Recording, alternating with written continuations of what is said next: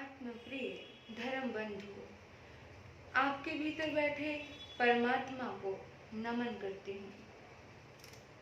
प्रिय आत्मन, भगवान महावीर ने फरमाया है, माया मित्ताणी नासई, माया मित्रता का नाश कर देती है। मेरे बंधुओं, माया यानी कि छल, कपट, अंदर कुछ और बाहर कुछ होना। अंदर में नेगेटिविटी है और बाहर मीठा मीठा दिखा रहे, बाहर अच्छा अच्छा बोल रहे हो, ये होती है माया। ये होता है कपट। अंदर में तुम सामने वाले का बुरा चाह रहे हो और बाहर से ऐसा दिखा रहे हो कि तुम उसका अच्छा चाहते हो। ये होता है कपट। और जो कपटी होता है उसकी गति अच्छी नहीं होती। विचार करना कि हम कहाँ कहाँ कपटी होते हैं। हम जब बिजनेस के क्षेत्र में होते हैं वहां पर भी हम बहुत बार कपटी होते हैं। जब हम मित्रों में बैठते हैं वहां पर भी हम बहुत बार कपटी होते हैं। जब हम पारिवारिक लोगों में होते हैं वहां पर भी हम कपटी होते हैं। और कभी कभी तो धार्मिक स्थान पर जब हम धर्म में जी रहे होते हैं तो वहां पर भी कपटी होते हैं। मतलब कपट हमारे जीवन का अंग बन गया है। माया, छल, प्रपंच हमने अपने जीवन का एक अंग सा बनाकर रख लिया है कि जैसे छल के बिना तो हमारा जीवन चल ही नहीं सकता है। ऐसा इवन आजकल तो ये छल इतनी जबरदस्त ढंग से चल रहा है कि गहरी दोस्ती कब दुश्मनी में बदल जाती है पता नहीं चलता। क्योंकि छल एक ना एक दिन तो सामने आएगा। छल करोगे तो छल मिलेगा, छल करोगे तो छल मिलेगा। एक दिन समझ आ गया कि किसी ने छल किया तो सामने वाला व्यक्ति थोड़ी आपसे ईमानदार रहेगा, वो तो आपसे दूर हो जाएगा। और आजकल तो युवा यंगस्टर ये काम बहुत करते हैं। छल ही तो है, प्रेम का झांसा देते हैं और बताते हैं कि हम प्यार कर रहे हैं, हम तुमसे मोहब्बत करते हैं, है ना। लेकिन एक से नहीं करते हैं, चार चार को घुमा रहे होते हैं। और जब ऐसी स्थिति आती है और जब दूसरे को पता चलता है तो एक पल में छोड़ करके आपको सामने वाला चला जाएगा। और फिर जब नेक व्यक्ति जब आपको छोड़ करके जाता है तब जिंदगी में बर्बादी के क्षण शुरू हो जाते हैं। हम नेक व्यक्तियों को पहचानना जाने, उनकी कदर करना जाने। अगर कदर नहीं करेंगे तो अच्छाई हमसे दूर हो जाएगी। समझदारी इसी में है कि जो अच्छे लोग हैं उन अच्छे लोगों की कदर करें। इंसान बहुत इजीली रिश्तों को तोड़ देता है। रिश्तों के लिए सहना सीखें, धैर्यपूर्वक उन रिश्तों में रहना सीखें। जितना हो सके उन्हें अवसर देने का प्रयास कीजिए, उन्हें समझाने का प्रयास कीजिए। सामने वाला गिरा है, आप भी मत गिर जाना, आप उसे संभाल लेना। लेकिन हम नहीं समझ पाते क्योंकि हमें छल समझ नहीं आता। और जब छल समझ नहीं आता तो हम एकदम से टूट जाते हैं। और कहा है कि छल से तो मित्रता, छल से दोस्ती टूटती ही टूटती है। जहाँ छल होगा, जहाँ कपट होगा, वहाँ दोस्ती कभी टिकी नहीं रह सकती। एक बार की बात है, बड़ा सुंदर उदाहरण है, समझेंगे हम कि इंसान जब छल करता है तो छल में बदले की भावना आ जाती है। फिर इंसान बदला लेना सोचता है। मैं हमेशा एक बात सोचती हूँ कि बदला मत लो, बदलना सीखो। क्योंकि बदला लेना तो एक बिल्कुल निकृष्ट साधारण से साधारण व्यक्ति की पहचान है। लेकिन जो बदला नहीं बदल देता है उसे महान कहा जाता है। और ईश्वर से यही प्रार्थना करो कि प्रभु हम महान बन पाए। लेकिन आजकल बहुत साधारण रूप से हम जीवन जीते हैं। साधारण दोस्तों में एक दोस्त ने दूसरे दोस्त से दगा किया तो दूसरा दोस्त सोचता है कि मैं भी इसको दगा करूंगा, है ना। कभी कभी होता है ना, ऐसा बहुत बार होता है। लोग बोलते हैं कि उसने मुझे धोखा दे दिया था, उसने मेरे साथ छल किया और उसके बाद मेरा मन पूरा टूट गया और अब मेरी भी यही बद्दुआ है कि उसका भी ऐसे ही दिल टूटे। एक लड़की किसी के प्रेम में मर रही थी और मरते मरते यही बोल के जाती है कि जैसे मैं मर रही हूँ वो भी ऐसे ही मरे, यानी कि इस तरह से बद्दुआएं हम देते हैं।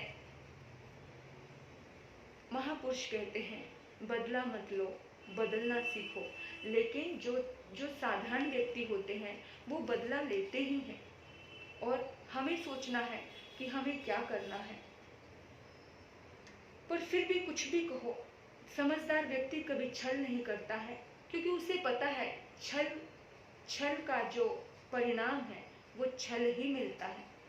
एक छली सियार की एक बहुत सरल चित्त मन, जो जिसका सरल मन था, सरल चित्त था, ऐसे ऊंट से दोस्ती हो गई। और एक दिन वो सियार उसे हरे हरे चने के खेत में ले गया, और सियार का मन चने खाने का हुआ और उसने फटाफट चने खा लिए। अब ऊंट इतना बड़ा, उसका पेट भरने में समय लगता है, और सियार का पेट जल्दी भर गया। अब सियार का पेट भरते ही उसने कहा कि मामा कितनी देर लगेगी तुम्हें? उसने कहा भाई अब मेरा पेट तो इतना बड़ा है, मुझे तो टाइम लगेगा। उसने कहा मामा जल्दी करो, जब मैं कुछ खा लेता हूँ, खाने के बाद भौंकन बाई उठती है। और ऊंट बोला कि तुम अगर भौंकोगे, तुम जोर जोर से चिल्लाओगे तो खेत का मालिक उठ जाएगा और फिर वो हमारी पिटाई करेगा। तू तो बहुत जोर से दौड़ लेगा, भाग जाएगा, लेकिन मैं तो दौड़ भी नहीं पाऊंगा। तो उसने कहा कि नहीं नहीं, मेरे से कंट्रोल नहीं होता है, मुझे तो भौंकन बाई आ रही है। और वो जोर जोर से चिल्लाने लगा, भौंकने लगा। तो इतने में मालिक उठ गया, और मालिक ने ऊंट को बहुत मारा, सियार बच गया।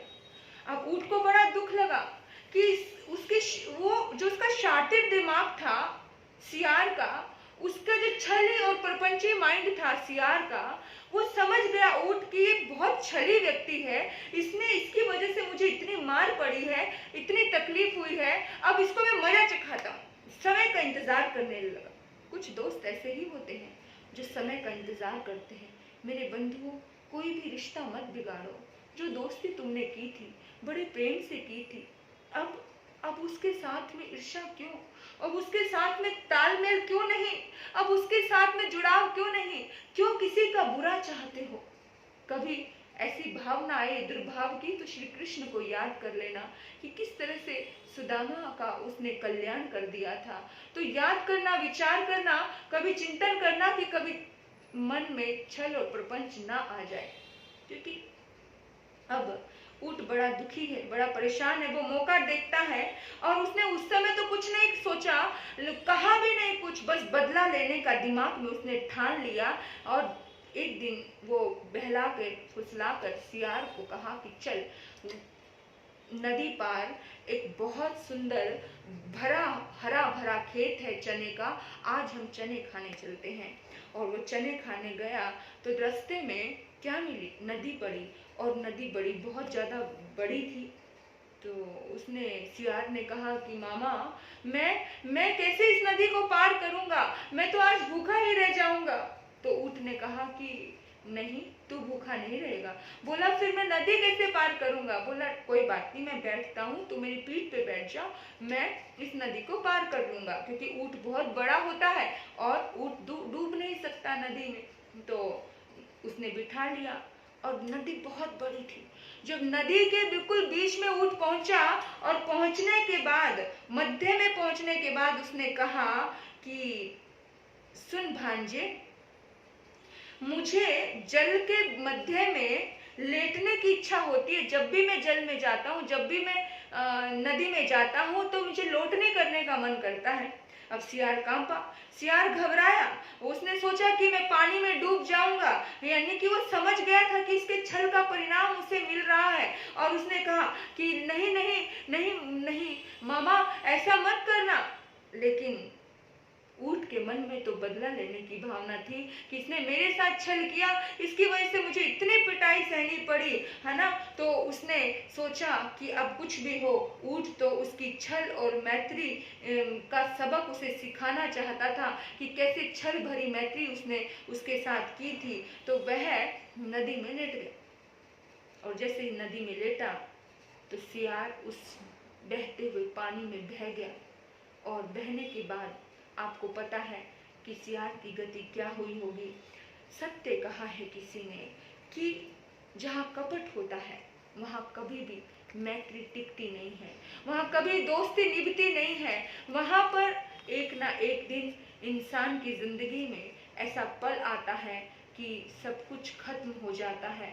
तो मेरे बंधुओं, जिस रिश्ते में भी छल होगा, जिस रिश्ते में भी कपट होगा, जिस रिश्ते में भी आपको कहीं पर ऐसी स्थिति लगे तो संभाल लेना, बिगाड़ने से पहले संभाल लेना, क्योंकि बिगड़ने के बाद कुछ नहीं संभलता, कुछ भी नहीं संभलता। आजकल आज के युवा, आज के यंगस्टर इतने प्रैक्टिकल हो गए हैं, उन्हें किसी की दर्द से, किसी की फीलिंग से, किसी की तकलीफों से कुछ लगता ही नहीं है और इजीली वो ब्रेकअप कर जाते हैं।